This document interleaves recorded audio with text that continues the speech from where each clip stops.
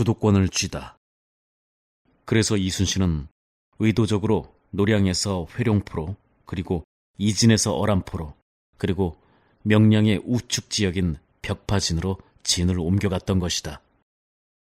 이순신은 일본 수군이 명량으로 가지 않고 진도를 우회해서 외해를 타고 곧바로 서해로 진출하지 못하도록 의도적으로 적과 접촉을 시도하여 약을 올렸고 명량으로 교묘하게 유인하여 끌어들였다. 아무리 상황이 불리하더라도 적에게 끌려다니지 않고 오히려 끌고 가겠다는 것이다. 주도권을 쥐고 있겠다는 것이다. 전쟁에 있어서 누가 주도권을 쥐고 있느냐가 결정적으로 승패를 좌우한다. 이순신은 끝까지 주도권을 쥐고 있었다. 이순신의 이 심려한 전략을 이길 수 있는 사람은 아무도 없었다.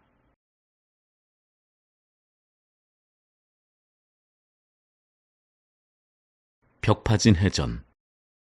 이순신은 벽파진에서 16일간을 머물게 된다. 벽파진에서 머물던 9월 2일에는 배설이 겁에 질려서 그만 새벽을 틈타 도망을 쳤다. 이순신은 벽파진에 머물면서도 부지런히 육지로 바다로 정탐꾼을 보냈다. 언제나 그는 적정을 파악하는 것을 최우선으로 여겼다. 9월 7일 오후 4시에 13척의 일본 전선이 이순신 함대를 향해 접근해왔다. 이순신은 즉각 닻을 올리고 이들을 추격하니 멀리 도망쳤다. 이순신은 낌새가 이상해서 장수들을 불러놓고 군령을 하달했다. 오늘 밤에는 반드시 적의 야습이 있을 것이다. 미리 알아서 준비를 하라. 조금이라도 군령을 어기는 일이 있으면 군법대로 시행할 것이다. 역시 이순신의 직감은 어김이 없었다. 그날 밤 10시에 숫자는 정확하지 않지만 수척의 전선이 총을 쏘면서 공격해왔다. 이순신은 만반의 준비를 갖추어 두었기 때문에 곧 이들을 물리칠 수 있었으며 그 과정에서 일본 전선은 4차례나 들락거렸다. 이렇게 잦은 일본 수군의 공격은 오히려 이순신을 도와주는 셈이 되었다. 왜냐하면 당시 조선 수군들은 모두 이 마을 저 마을에서 끌어모았던 사람들이기 때문에 제대로 훈련할 시간도 없었고 하나로 단합되지도 못한 상태였다. 그런데 일본 수군들이 심심치 않게 공격을 해주니 이는 접착제와 같은 역할을 해서 저절로 단합되게 하고 또한 싸우는 기술도 하나씩 숙달할 수 있었다.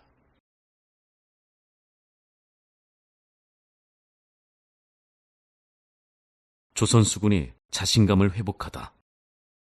이순신은 이런 측면에서 일본 수군의 공격을 최대한 활용했다. 솔선수범으로 직접 선두에 나가서 이들과 싸워 격파하는 모습을 보여주었다.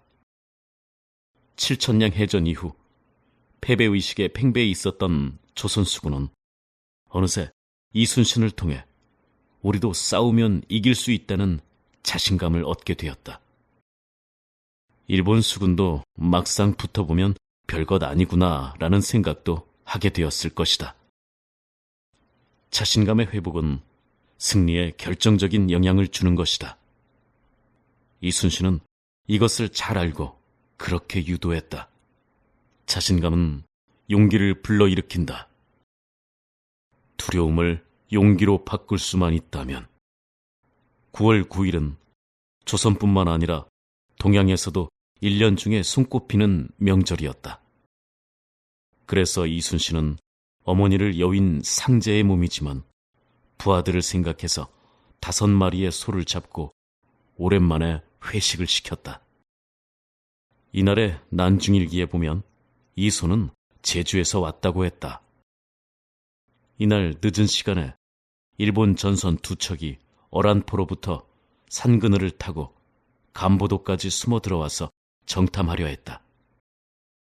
이때 영등포 만호 조계종이 이들을 추격했는데 당황한 일본 수군은 배에 있는 물건들을 모두 바다에 버리고 황급히 달아났다.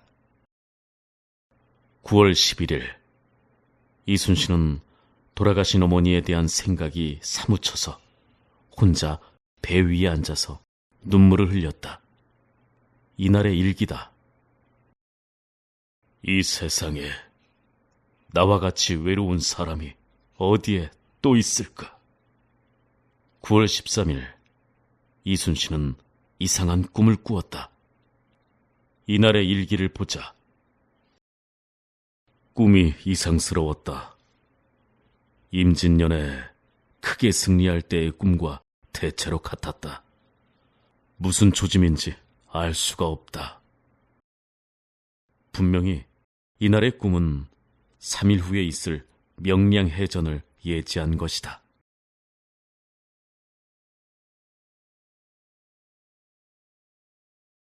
일본 수군이 코앞에 왔다.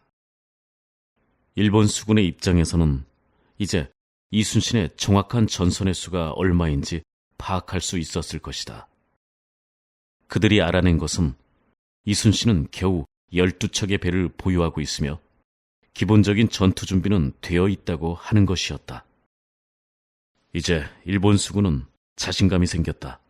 한꺼번에 몰아붙이면 순식간에 격파할 수 있을 것이라 판단했다.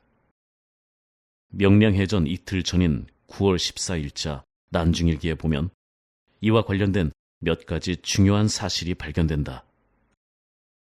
임준영이 적진을 정탐하여 보고한 바에 따르면 일본 전선은 200여 척이 되며 그 중에 55척은 이미 어란진 앞바다까지 도달했다는 것이다. 또한 일본군의 포로가 되었다가 풀려나온 김중걸은 일본 수군들끼리 말하기를 조선 수군 10여 척이 우리 배를 추격해서 많이 쏘아 죽이고 배를 불태웠으니 매우 분하다. 각 처의 배를 불러 모아 힘을 합하여 조선 수군을 모조리 섬멸해야 한다. 그러고 나서 곧바로 한강으로 올라가자 하는 말을 건네들었다고 했다.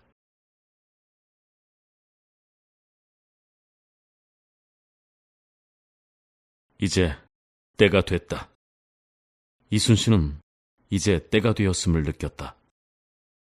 지금까지 계획적으로 진을 옮겨 벽파진까지 왔는데 이제 일본 수군을 이곳에서 결판낼 시간이 가까이 온 것이다. 그리고 의도한 대로 그들은 유인되어 여기까지 왔다. 사실 9월이 되면 거센 북풍이 몰아쳐서 무척 춥다. 9월 3일자 난중일기에 보면 북풍이 불어 몹시 추워 이순신이 갈대로 엮은 선실 지붕 밑에 머리를 움츠리고 앉아 추위를 견뎠다는 내용이 나온다. 그리고 4일자, 5일자에도 보면 바람이 너무 불어서 배들이 서로 부딪혀 손상될까 염려하는 내용도 나온다. 4일자 난중일기의 기록이다. 양력으로 보면 10월 14일이다. 북풍이 크게 불어서 배들이 가만히 있지 않아 온전하게 지키느라고 애를 먹었다. 그리고 병사들의 옷도 아직 여름옷이라서 추위 때문에 걱정하는 내용도 기록되어 있다. 당시에는 바람이 몹시 불고 날이 추워지면 배에서 지내기가 불가능하여 해전을 하지 않는 게 상례였다. 겨울 해전이 없는 이유가 바로 이것이었다. 이 전쟁을 더 춥기 전에 빨리 끝내야 했다. 이는 조선군이나 일본군이나 마찬가지였다. 그런데 일본 수군 입장에서는 멀리 나라를 떠나왔기 때문에 더욱 심각하다. 그래서 일본 수군이 먼저 서둘렀다.